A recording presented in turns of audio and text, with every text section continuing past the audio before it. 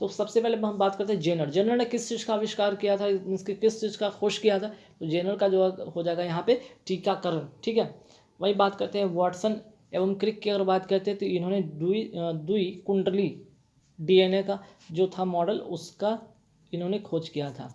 Next है कि land Skinner ने ब्लड ग्रुप का खोज किया था। वही बात करते हैं फ्लेमिंग ने किसका खोज किया था, तो पेंसिलिन का। क्लियर, चलिए आगे बढ़ते सवाल पे। नेक्स्ट जो सवाल निम्नलिखित में कौन सा सबसे अधिक प्रत्यास्थ है। इलास्टिसिटी जिसमें होती है सबसे ज़्यादा किस में होती है, तो सबसे ज़्यादा इलास्टिसिटी की बात करें तो सबसे ज़्यादा होता है स्टील में। ठीक है, अब यहाँ पे जानेंगे कि इलास्टिसिटी जो है वो क्या है, वो क्या गुण है। ये वो गुण है जिसमें किसी भी वस्तु के परिवर्तन का क्या करता है, विरोध करता है। ठीक है, और जैसे ही अगर उसको बल को हटा लिया जाता है तो वो अपने पूर्व स्थिति में वापस आ जाता है, इसको कहते हैं इलास्टिसिटी। क्लियर, तो इसका करेक्ट आंसर होगा। नेक्स्ट क्वेश्चन काफ़ी इंपॉर्टेंट कि वर्ण अंधता वाले व्यक्ति को लाल रंग दिखाई कैसा देगा। अगर वो लाल रंग देखता है तो उसको कैसा दिखाई देगा, है ना। तो ध्यान रखिएगा यहाँ पे जो लाल रंग होगा वर्ण अंधता वाले व्यक्ति को क्या दिखाई देगा यहाँ पे, तो यहाँ पे लाल रंग कैसा दिखाई देगा, लाल रंग उसको हरा दिखाई देगा। ठीक है, लाल रंग उसको क्या दिखाई देगा, हरा दिखाई देगा।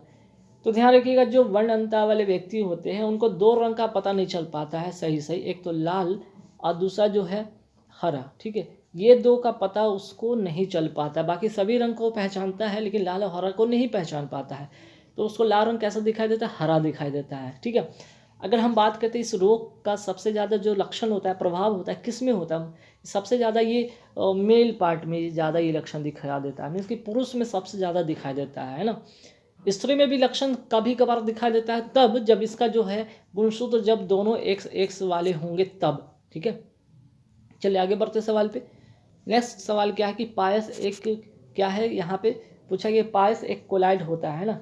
पायस जो है क्या है, एक कोलाइड है, तो क्या किसका कोलाइड मिश्रण है ना।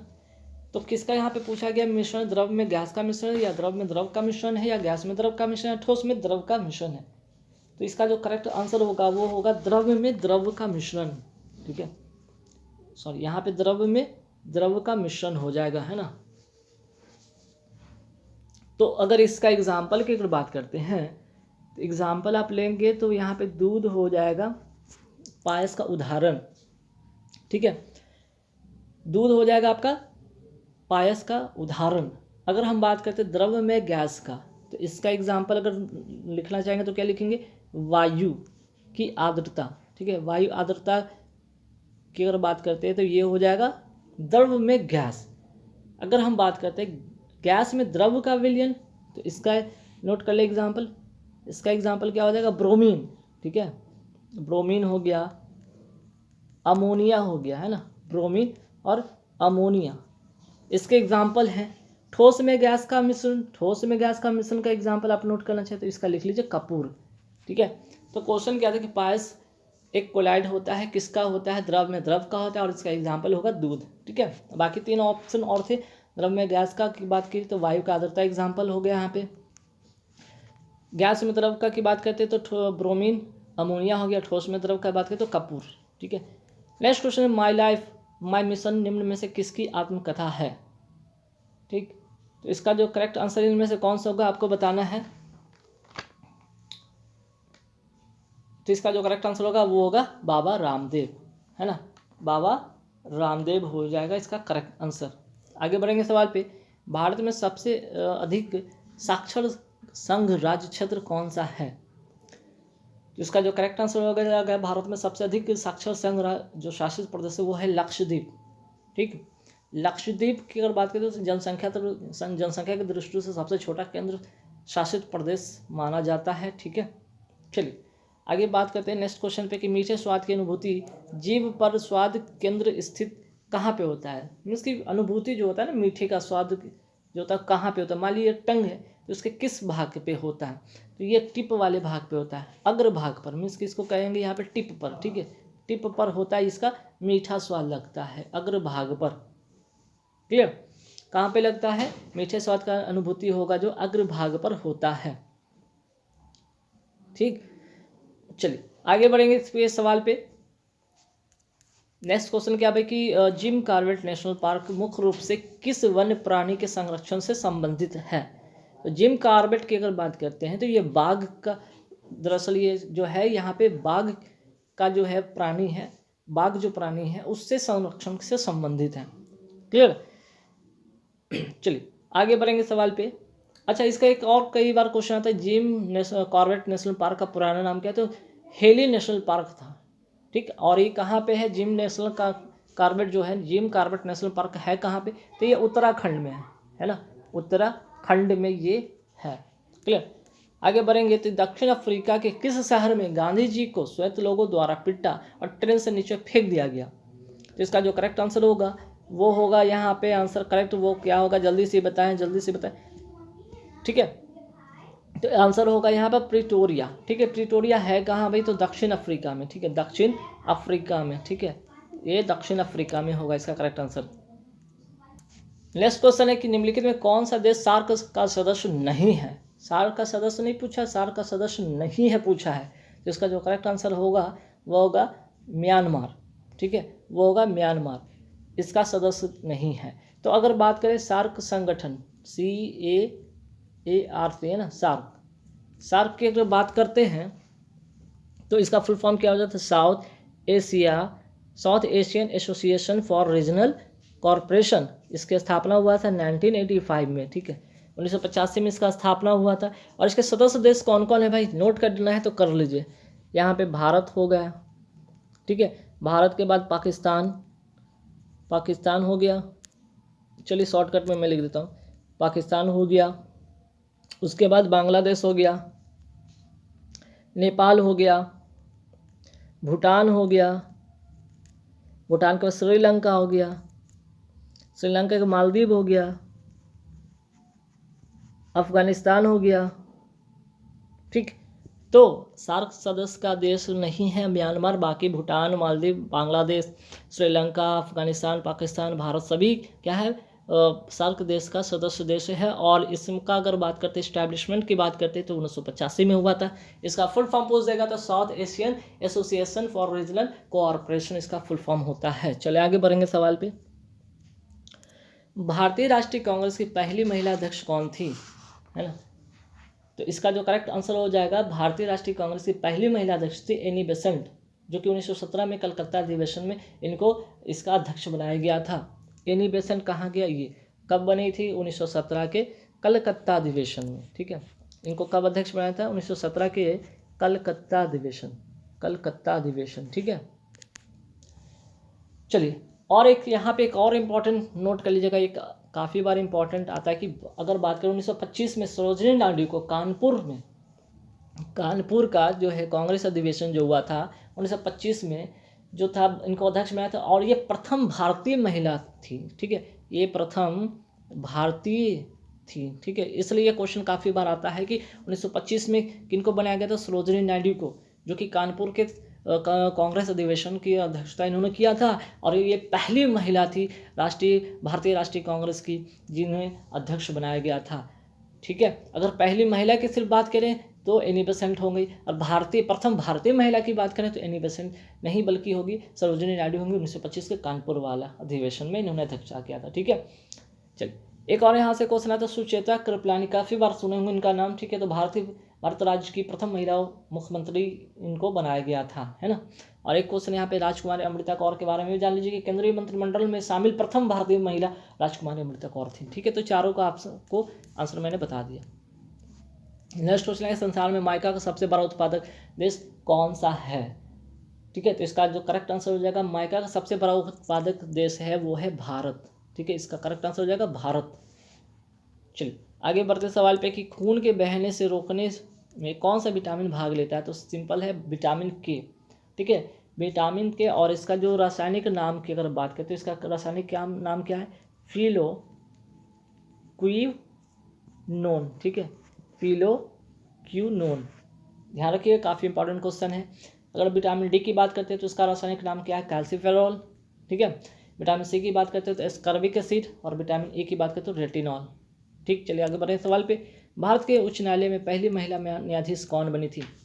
भारत के उच्चतम न्यायालय में, सुप्रीम कोर्ट में तो आंसर जो हो जाएगा फातिमा बीवी, ठीक है, फातिमा बीवी, इनको पहली महिला न्यायाधीश होने का गौरव प्राप्त है। चलिए आगे बढ़ेंगे सवाल पे। सबसे पुराना वेद कौन सा है? तो सबसे पुराना वेद कौन सा है इसमें? आंसर होगा ऋग्वेद। सबसे पुराना वेद है ऋग्वेद, ठीक है। आगे बढ़ेंगे सवाल पे। चलिए एक और क्वेश्चन यहाँ से आता है कई बार कि भारतीय संगीत का जनक कहा जाता है, तो ये सामवेद का हो जाएगा, ठीक है। और गद और पद वाला वेद की अगर बात करते हैं तो अर्जुन वेद हो जाएगा, गद एवं पद दोनों वाला, है ना। यहाँ से क्वेश्चन आता है अर्जुवेद, ठीक है। तंत्र मंत्र की बात करते हैं तो अथर्ववेद में आ जाता है ना। आगे बढ़ेंगे सवाल पे। अर्थ शब्द का शाब्दिक अर्थ क्या है? आर्ट शब्द का शाब्दिक अर्थ श्रेष्ठ या कुलीन, इसका करेक्ट आंसर होगा, ठीक है। चलिए आगे बढ़ते सवाल पे कि मौर्यकालीन इतिहास के बारे में जानकारी उपलब्ध कराने वाले ग्रंथ इंडिका के रचनाकार कौन थे? तो इसका जो आंसर हो जाएगा मेगास्थनीज, ठीक है। इसका जो आंसर हो जाएगा मेगास्थनीज, ठीक। अब इसके बारे में भी और जैसे सुने कि सेल्यूकस निकेटर ने मेगास्थनीज को चंद्रगुप्त के दरबार में भेजा था। तो ठीक है, ये किसके दरबार में आया था? चंद्रगुप्त के दरबार में आया था, ठीक है। और इसने जो इंडिका नामक पुस्तक की रचना की जिसमें किसका वर्णन किया था? तो इसने मौर्य काल का वर्णन किया था, ठीक है। ये किसके दरबार में आया था? चंद्रगुप्त के दरबार में आया था, चंद्रगुप्त। चलिए आगे बढ़ते सवाल पे। नेक्स्ट क्वेश्चन क्या है भाई, यहाँ पे देखिएगा। नेक्स्ट क्वेश्चन, थोक मूल सूचकांक की नई श्रृंखला हेतु, ठीक है, थोक मूल सूचकांक की नई श्रृंखला हेतु किसकी अध्यक्षता में 18 सदस्यीय समिति का गठन किया गया है? तो देखिए ये जो क्वेश्चन है ये करंट अफेयर्स का क्वेश्चन है, तो इसे आप हटा देंगे क्योंकि आपको करंट अफेयर्स ये प्रीवियस ईयर क्वेश्चन है, तो इसलिए इसमें मैं ये वाला क्वेश्चन का नहीं बताऊंगा। हालांकि इसका जो आंसर होगा वो रमेश चंद्र होगा, ठीक है, लेकिन ये आएगा नहीं क्योंकि ये प्रीवियस ईयर का करंट अफेयर्स है। आगे बढ़ेंगे सवाल पे। मुगल बादशाह जो उच्च कोटि के चित्रकार माने जाते थे वो कौन मुगल बादशाह थे जो उच्च कोटि के चित्रकार माने जाते थे? इसका करेक्ट आंसर हो जाएगा जहांगीर, ठीक है, जहांगीर होगा। चलिए आगे बढ़ेंगे सवाल पे। निम्नलिखित में किस खेल में खिलाड़ी को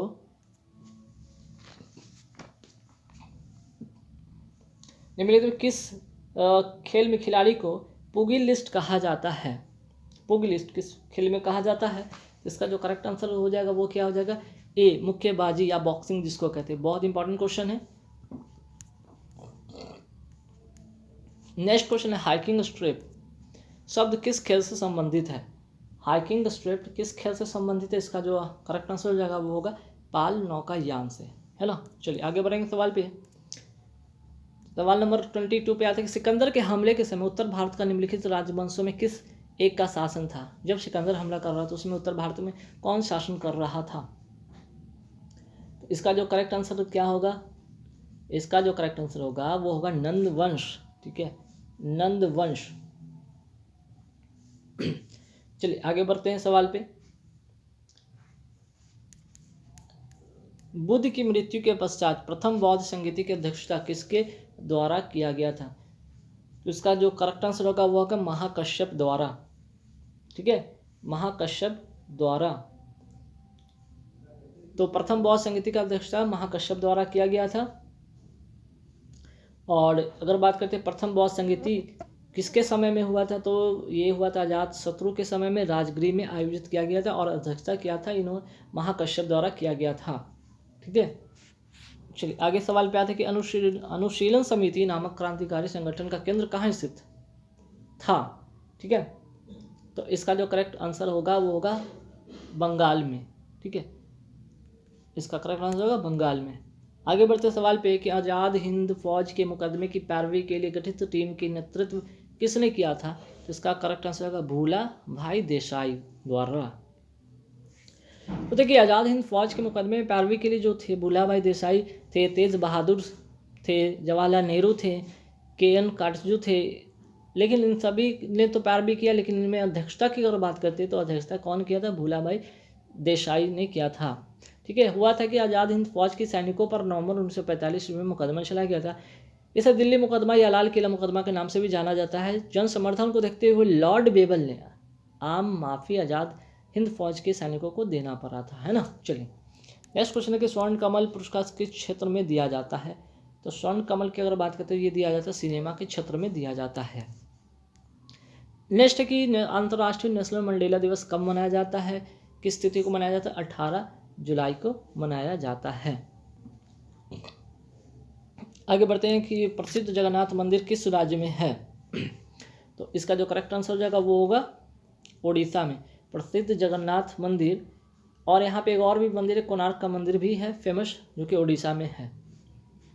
चलिए आगे बढ़ते सवाल पे, पृथ्वी की कक्षा में स्थापित होने वाला पहला कृत्रिम उपग्रह कौन सा था। तो इसका करेक्ट आंसर हो जाएगा स्पुतनिक 1, ठीक है, जो कि 1957 में पूर्व सोवियत संघ द्वारा अंतरिक्ष में छोड़ा गया था, जो विश्व का प्रथम उपग्रह था। चलिए आगे बढ़ते हैं, निर्जलीकरण में शरीर में निम्न में से किसकी कमी हो जाती है। तो इसका जो करेक्ट आंसर होगा वो होगा सोडियम क्लोराइड, आंसर होगा सोडियम क्लोराइड। नेक्स्ट है कि किस खेल में गेम पॉइंट से गेम और गेमों से सेट बनते हैं। तो इसका करेक्ट आंसर जो होगा वो क्या होगा टेबल टेनिस, है ना, सॉरी टेबल टेनिस है, सिर्फ टेनिस होगा, इसका करेक्ट आंसर हो जाएगा टेनिस। भारतीय संविधान का कौन सा अनुच्छेद राष्ट्रपति को लोकसभा भंग करने की शक्ति प्रदान करता है। वेरी वेरी इंपॉर्टेंट क्वेश्चन है। तो इसका जो करेक्ट आंसर हो जाएगा वो होगा अनुच्छेद 85 कहता है, ठीक है। आगे बढ़े सवाल पे कि निम्नलिखित में कौन सी पर्वत श्रेणी सबसे पुरानी है। तो इसका करेक्ट आंसर हो जाएगा अरावली की, जो अरावली है वो पर्वत श्रेणी है जो भारत की सबसे पुरानी श्रेणी है। और इसका एक इंपॉर्टेंट क्वेश्चन है कि इसकी सबसे ऊंची चोटी का नाम जो है, इसकी एक ऊंची चोटी है उसका नाम क्या है, गुरु शिखर, ठीक है, ये कई बार पूछा गया गुरु शिखर। चलिए आगे बढ़ेंगे सवाल पे कि किस संविधान संशोधन बिल द्वारा भारत में मतदान की आयु किस साल से घटाकर 18 साल कर दिया गया। इसका जो करेक्ट आंसर हो जाएगा 61वां संविधान संशोधन द्वारा, ठीक है, जो कि कब किया गया था 1989 में। चलिए महात्मा गांधी ने अपना रंगभेद के विरुद्ध आंदोलन कहाँ शुरू किया था। तो इसका जो करेक्ट आंसर हो जाएगा वो क्या हो जाएगा आपका, एक तो होगा यहाँ पे सबसे पहले जान लीजिए कि तो दक्षिण अफ्रीका में हुआ था, लेकिन कहाँ पे, तो नटाल प्रांत में, ठीक है, दक्षिण अफ्रीका के नटाल प्रांत में, ठीक है। चलिए आगे बढ़ते सवाल पे, निम्नलिखित कौन सा भारतीय नागरिक का मूलभूत अधिकार नहीं है। तो जायदाद का अधिकार अब नहीं है, ठीक है, ये मौलिक अधिकार थे, हटा दिया गया। जब संविधान की बात करते बना था तो संविधान में 7 मौलिक अधिकार थे, ठीक है, 7 मौलिक अधिकार थे, ठीक है, 7 मौलिक अधिकार थे, लेकिन अब कितने हैं, सिर्फ और सिर्फ 6 मौलिक अधिकार है। ये जो संपत्ति का अधिकार है या जायदाद के अधिकार है इसको हटा दिया गया, ठीक है, कब हटाया गया, 44वें संशोधन, ठीक है, 44वें संविधान संशोधन के 1978 ईस्वी में इसको हटा दिया गया। अब केवल अनुच्छेद 300 क के अधीन कानूनी अधिकार के अंतर्गत रखा गया। इसे किसके अंतर्गत रखा गया, अनुच्छेद 300 क के अंतर्गत एक कानूनी अधिकार हो गया है ना। चलिए पोटोमीटर से क्या मापा जाता है, बहुत ही अच्छा सवाल है, पोटोमीटर से क्या मापा जाता है। तो इसका जो करेक्ट आंसर होगा वो होगा वाष्पोत्सर्जन, ठीक है। चलिए नेक्स्ट क्वेश्चन है कि डीएनए की प्रकृति किस प्रावस्था में होता है। इसका जो करेक्ट आंसर हो जाएगा वो होगा क्या भाई, ये एस प्रावस्था में होगा, इसका करेक्ट आंसर हो जाएगा एस प्रावस्था में। आगे बढ़ते सवाल में कि स्थलीय स्तनधारी के मूत्र में मुख्य नाइट्रोजनी अपशिष्ट उत्पाद होता है, क्या होता है भाई। तो इस अपशिष्ट के रूप में क्या रहता है, तो अपशिष्ट के रूप में रहता है यूरिया, ठीक है। नेक्स्ट क्वेश्चन है निम्नलिखित में कौन परजीवी है, परजीवी। तो यहाँ पे अमीबा प्रोटियस जो है एक परजीवी है, ठीक है। और अमीबा का जो अगर वैज्ञानिक नाम की बात करते हैं तो अमीबा प्रोटियस इसका वैज्ञानिक नाम है ना। अमीबा का ये वैज्ञानिक नाम है, अमीबा का क्या है, बायोलॉजिकल नेम है ये, ठीक है। चलिए और एक यहाँ से इम्पॉर्टेंट क्वेश्चन है कि एंट अमीबा हिस्टोलोसिका जो परजीवी के कारण मनुष्य में पेचिश रोग होता है, और एक होता है एंट अमीबा जिंजवेलिस के द्वारा जो होता है वो कौन सा बीमारी होता है, पैरिया। दो इससे इम्पॉर्टेंट क्वेश्चन है, नोट कर लीजिए फिर से। एंट अमीबा हिस्टोलोटिका की बात करें तो पेचिस, एंड अमीबा जिंजिविलिस की बात करें तो पायरिया। ठीक, आगे बढ़ते सवाल पे, हमारे शरीर में पाया जाने वाला फास्फोरस तत्व उपस्थित रहता है, कहाँ पे उपस्थित रहता है? हड्डियों एवं दांतों में। ठीक है, इसका करेक्ट आंसर होगा हड्डियों एवं दांतों में। आगे बढ़ते हैं, वसा संचित होती है, किस में संचित होती है? तो वसा जो संचित होती है, जो एडिपोज जो टिश्यू है उसमें ये संचित रहती है। ठीक है, आगे बढ़ते सवाल पे कि भारतीय गन्ना अनुसंधान कहाँ स्थित है? गन्ना अनुसंधान कहाँ स्थित है? तो इसका जो करेक्ट आंसर हो जाएगा वो हो जाएगा कोयम्बटूर। ठीक है, इसका करेक्ट आंसर हो जाएगा कोयम्बटूर। आगे बढ़ते हैं, एक ही पौधे के दो विभिन्न पुष्पों के बीच होने वाला परागकण क्या कहलाता है? तो इसका जो करेक्ट आंसर हो जाएगा वो क्या होगा, जल्दी से बताएंगे। तो इसका करेक्ट आंसर होगा गैटिनोगैमी, गैटिनोगैमी। ठीक है, एक ही पौधे होते हैं, दो अलग अलग पुष्प होते हैं। ठीक है, उनके बीच में जो पॉलिनेशन होता है, परागकण होता है, उसी को कहते हैं। ठीक है, नारियल में आप क्या खाते हैं? नारियल का क्या खाते हैं आप? ठीक है, ये क्वेश्चन है कि नारियल का आप किस भाग को खाते हैं, ये बताना है। तो इसका जो करेक्ट आंसर क्या हो जाएगा, जल्दी से बताएंगे, नारियल का किस भाग को आप खाते हैं? तो ये हो जाएगा भ्रूण पोष हो जाएगा, है ना, भ्रूण पोष इसका करेक्ट आंसर हो जाएगा। ठीक है, चलिए आगे बढ़ते सवाल पे कि लुई पास्चर ने किस चीज़ का सिद्धांत दिया था, जल्दी से बताएंगे। तो इसका जो होगा रोग का जन्म सिद्धांत दिया था लुई पास्चर ने। ठीक है, आगे बढ़ते सवाल पे कि CO+H2 का मिश्रण क्या कहलाता है? ये कहलाता है वाटर गैस। जब CO+H2O मिल जाए तो क्या बन जाता है? वाटर गैस बन जाता है ना, ये क्या बन जाता है? वाटर गैस बन जाता है। ठीक है, आगे बढ़े सवाल पे कि हीरे की चतुष्फलकीय संरचना क्यों है, वजह क्या है, क्या कारण है? इसका जो कारण है वो sp3 संरचना के कारण। ठीक है, चलिए आगे बढ़ते हैं, NaOH में ऑक्सीजन का प्रतिशत कितना होता है? तो इसका करेक्ट आंसर जो होगा वो होगा 40। सोडियम का कितना होता है? 11। इसका जो द्रव्यमान होता है, मास होता है इसका 22। ऑक्सीजन का कितना होता है? परमाणु संख्या 8। इसका जो होगा कितना, मास 16। और हाइड्रोजन का तो होता है 1, इसका जो होता है द्रव्यमान होगा कितना, 2। सबको जोड़ेंगे तो कितना हो जाएगा, 40। ठीक है, चलिए आगे बढ़ेंगे सवाल में, ऊर्जा की इकाई क्या है? ऊर्जा की इकाई है जूल। ठीक है, कार्य का भी जो होता है इकाई होता है वो भी होता है जूल। ठीक है, 1 जूल यहाँ पे आता है कि 1 जूल बराबर कितना अर्घ? 1 जूल बराबर जो होता है 10⁻7 अर्घ होता है। ठीक है गाइस, तो गाइस इस वीडियो में बस इतना ही क्वेश्चन रखेंगे, 50 क्वेश्चन रखेंगे। नेक्स्ट वीडियो जो लेकर आऊँगा फिर से 50 क्वेश्चन का होगा।